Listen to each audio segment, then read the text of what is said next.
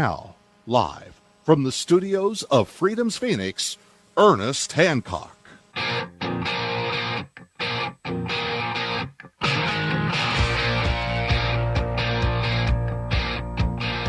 Welcome back to Declare Your Independence with me, Ernest Hancock. My guest, Robert Weil, is the author of Red Cat, White Cat, China, and the Contradictions of Market Socialism.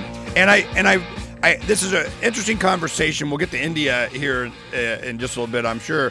But I wanted to get from Robert because we have three very interesting examples. We have the United States that we haven't had a free market in the United States since certainly my lifetime, and I was born in 1961. We have China, which was a central planned economy, since forever, and they're starting to get more and more individual incentivized in order to increase production. That's been successful in limited ways. And then we have India that has an enormous population, and I'm not really sure what they're doing right now. And I wanted to ask Robert, what would it be as we're having this flux in China and India, and certainly the United States is we're kind of in this mishmash. I'm not even sure what we would call it. What is it that you would advocate? Well, I don't know very many people who want to or think that the clock can simply be turned back in China. But there are many people, and growing numbers actually in China itself, who feel that the present system, with its extreme polarization of wealth now in China, like in the United States, and very high levels of corruption and growing discontent of many kinds within the society, would like to see more of the collective organization that was there formerly reintroduced. So there's a growing left in China that's advocating returning to some of the earlier policies. And there's also an enormous number of protests in China by working people and even increasingly by members of the middle class against corruption, against the taking away of lands, against poor working conditions, environmental catastrophes, all kinds of things. So that's going on in China, and certainly represents something closer to my point of view than the current just out of control capitalistic style development. Let me inject here a little bit. I can see where you're going with that. I mean, you don't want to destroy the earth. You don't want to live in pollution. You don't want to have, but all these, from my perspective, are just property rights issues. If you're polluting my stuff, if I'm going to have a government, I want them protecting, my property, my air, mine. And I'm going, if we went back to, like you're saying, turn back the clock to where you had the government took care of everything, health care and so on, what they found over decades of trying to do this very thing is that there wasn't enough productivity or incentive out of the individuals that made up the society to produce what it took to take care of everybody. So they go, we need to have greater production. So we're going to give some kind of a, individual market incentives for them to increase production. Okay, they increase production. We go, you got increased production now. Now we're going to go back and we're going to take the excess that we say is excess for you, and we're going to redistribute it to everyone. That's where you're talking about the protests and so on going on now. They're saying, look, we've given you the ability and the incentive and the opportunity to make all of this. Now we need to redistribute it, And I'm going, will that kill it? Will that bring it back to where you were before and you won't have the excess?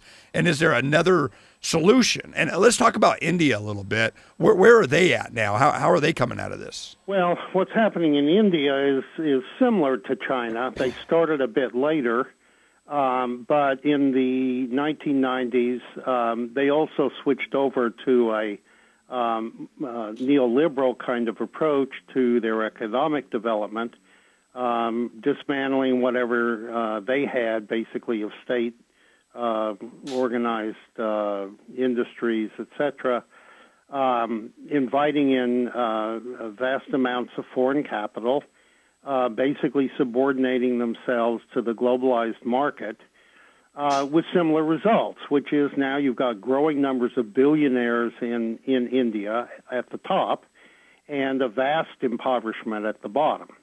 And many of the same kinds of disputes and struggles are going on in India. They have their own character there.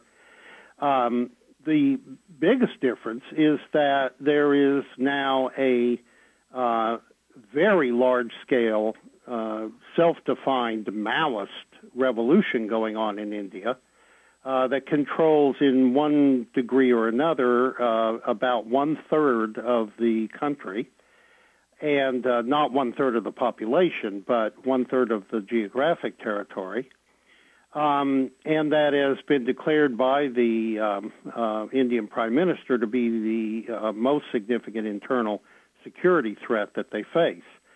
So there's an irony here, obviously, in the fact that while there are Maoist so-called forces in China that are kind of reviving, the real large-scale example of that now is not in China itself, but is in India. And they're looking also to, develop new economic and political forms that give working people a chance to survive and to have a real role in running the society, which they're virtually totally denied now, despite the fact that they've got a vote in elections. But on a day-to-day basis, they really have virtually no power to affect what's going on in their lives. So what's your solution? Well, I think that these kinds of revolutionary changes are in order. I think that, you can debate the exact form they ought to take, and I certainly do that. But I think that these societies are not meeting the needs of hundreds of millions of their people. I don't think this society where we live is either. And I think that we need, more fundamental changes. Again, one can debate what form that. Well, that's what I want to talk about. I mean, we have such a great example here, Robert. We have India, China, United States, Russia. I mean, the entire planet's in flux. And there is a lot of good things that are examples of what we'd like to see and bad examples of what we wouldn't. And the one thing that we do see, and I don't think that even you would dispute, is that the more individuals are rewarded for their productivity, the more productivity you get out of them. And the thing is that you're going, okay, well, what about the people that are not productive? Or is it because they were limited by opportunity? Is it because government said, they weren't allowed to compete with somebody that had a shiny badge that got there first to do whatever? So it's not really a free market? Or do we, collectivize it to be able to, provide whatever some people are able to produce for everybody? Is it, so I'm looking at, and I'm open-minded, what works. And I'm asking you, what works? What was it you're advocating? Again, it's partly a question of your definition of what works. I mean, individual. You seem, you're fixated on this question of the individual because that's all that counts. As an abstraction, and on productivity as an abstraction. Okay, but if I'm employed as an individual worker in a Chinese factory, and I'm forced to work 80 hours a week for $100 a month, forced, and forced to live in a dorm with 7 other people in my room, and no time off, basically, and you get the rewards of that.